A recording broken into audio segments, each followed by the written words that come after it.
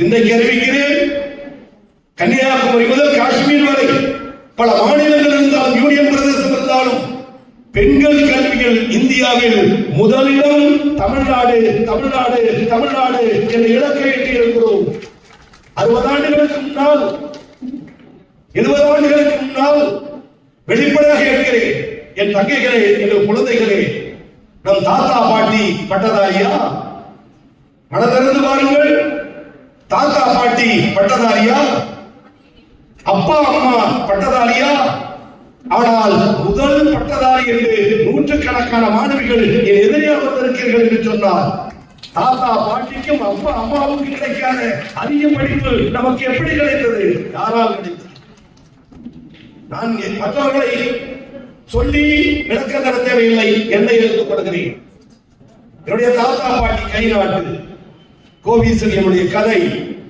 என்னுடைய தாத்தா பாட்டி கை நாட்டு, அப்பா அம்மா கிரிக்கி கிரிக்கி கையெழுத்து போடுவார்கள். முதல் பட்டதாரியாக ஓலை குடிசையில் பிறந்த விவசாய வீட்டு பிள்ளை கோவிசரியன் என்னை ஆங்கிலத்திலும் நீளத்திலும் கையெழுத்திட்டு பட்டதாரி முனைவர் என்ற பட்டத்தை பெற்றிருக்கிறேன் என்று சொன்னால் யார்? திராவிட இயக்கமும் தந்தை பெரியார், அறிஞர் அண்ணா, காமராஜர், கலைஞர் போன்ற தலைவர்கள் தமிழ்நாட்டின் உயர்கல்விக்கு பெண்களுடைய கல்விக்கு அயராது உழைத்த காரணத்தால் தான் இந்த நிலையை நாம் எட்டியிருக்கிறோம்.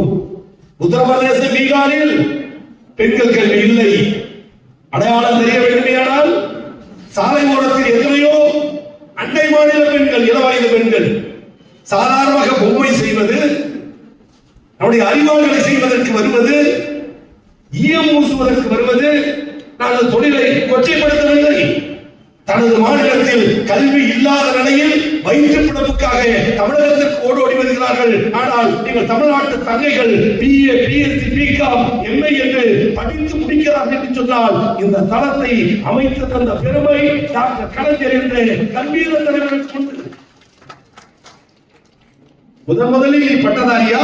ஆமாம். உன் வீட்டில் ஏதேனும் பட்டதாரியா? இல்லை. முதல் பட்டதாரியாக இருந்தால் அரசு உனக்கு 5 மதிப்பெண் கூடுதலாக தரும் என்று முதலமைச்சர் கலைஞர் பட்ட உத்தரவால் கடந்த ஆண்டை விட அடுத்த ஆண்டு 1,20,000 பட்டதாரிகள் கிராமத்திலிருந்து பட்டம் பெற்றார்கள்.